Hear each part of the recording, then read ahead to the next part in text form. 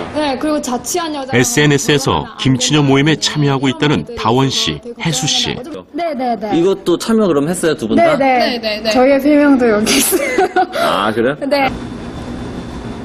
김치녀 혐오 세상 속에서 20대 여자로 살아가는 고충과 또한 앞으로 어떻게 헤쳐나가야 할지 고민의 흔적이 역력했습니다. 그러니까 개념류라고 하는 것도 결국에는 김치녀가 아니니까 개념류라고 하는 건데, 자기가 원하는 여성에 맞춰져 있다는 거 아니에요? 그렇게 말하는 게. 그러니까 하면 안 되는 행동을 여성이 하지 않았으니까 너는 개념류다라고 말하는 건 똑같은 맥락이라고 봐요. 제 주변 사람들이나 아니면은 그냥 겪는 현실 상황에서는 그렇게 나나 아니면 다른 여자분들한테 너 김치녀야 하는 사람들은 잘 없잖아요, 사실.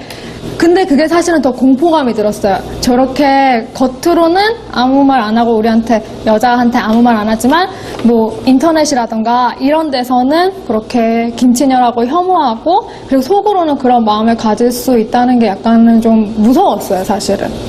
그 전에도 이제 된장녀 무슨 여들이 많았잖아요.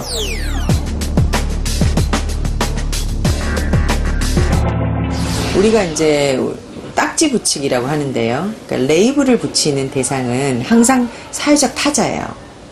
주체들은 자기 스스로에게 딱지를 붙이지 않아요.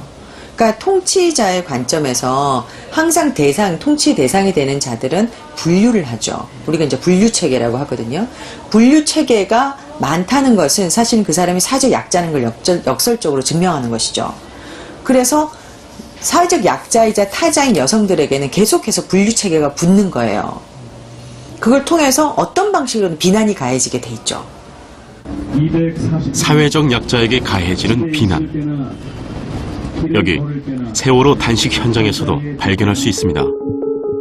하루아침에 사랑하는 아이들을 차디찬 바다에 묻어야만 했던 유가족들이 세월호 특별법 제정을 요구하며 단식하는 현장.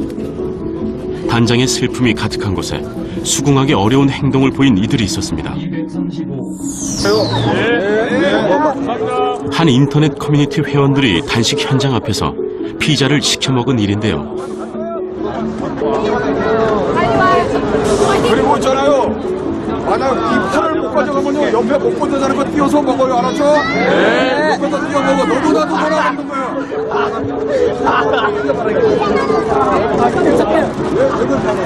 그래, 자식아. 아이고, 잘 넘어간다, 자식아. 누군가를 극도로 미워하는 감정이란 게 무섭습니다. 어떻게 자신과 아무 상관없는 이들을 향해 이토록 극도의 혐오 감정을 가질 수 있는 걸까요?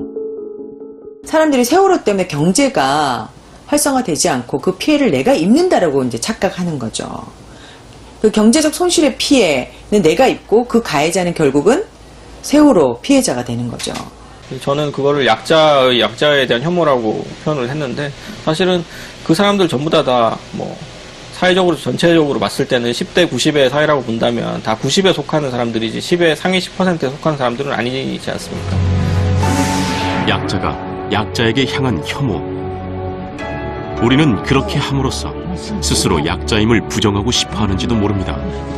강자에게 약하고 약자에게는 강한 혐오는 어쩌면 약육강식의 세상을 버티는 가장 비열한 방법이 되어가고 있는 게 아닐까요? 다행인 건 다른 한켠에서 비뚤어진 혐오를 바로잡고자 노력하는 사람들도 있다는 겁니다. 인터넷망을 통해 다양한 콘텐츠를 제공하는 팟캐스트에서 벌써 시즌2를 맞을 만큼 인기인 이 콘텐츠의 컨셉은 다름 아닌 혐오라고 합니다. 테스트 해볼게요. 녹음이 시작됐네요. 돈 없고 백없는 독립언론 인디펜던스 시작합니다. 그런 개념료의 지위를 남성들의 인정을 통해서, 남성들의 시선을 통해서 그걸 얻는 거잖아요. 그렇죠. 그렇게 하니까 너넨 그렇고 나는 괜찮은 여성이야. 대상화를 하는 거죠. 동등한 뭐 대화가 되는 인간이 아니라 선물을 해줘야 되고 때가 되면 올 수 있게 뭐 넓은 가슴을 대줘야 되고 여자들 다 이래, 남자들 다 이래 이렇게 생각한단 말이에요. 혐오의 재생산. 그래서 그게 진짜 문제죠. 거대한 혐오 사회 속에서 이들의 외침은 작을 수도 있습니다. 하지만 변화란 이렇게 작은 데서 시작하는 게 아닐까요?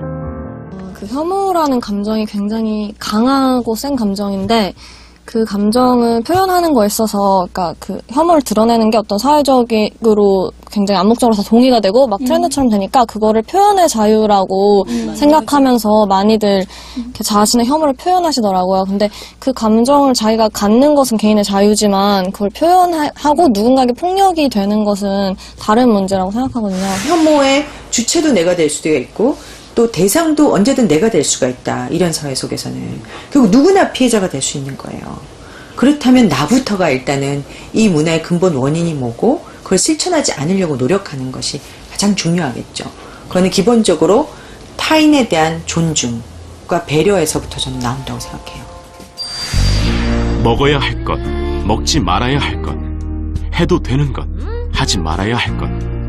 이처럼 우리는 혐오라는 감정을 통해 그 선을 긋는 법을 배웁니다.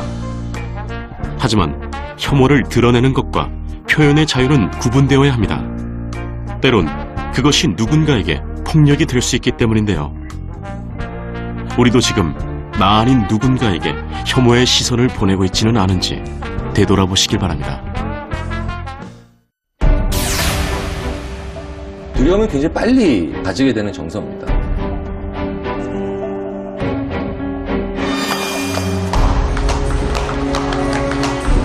괴담에서 나타나는 그 사회 구성원의 불안한 지점은 그 사회가 가지고 있는 사실상 취약점이라고 할 수가 있어요. 왜요? 무서워요? 그냥 역에서 내려주세요.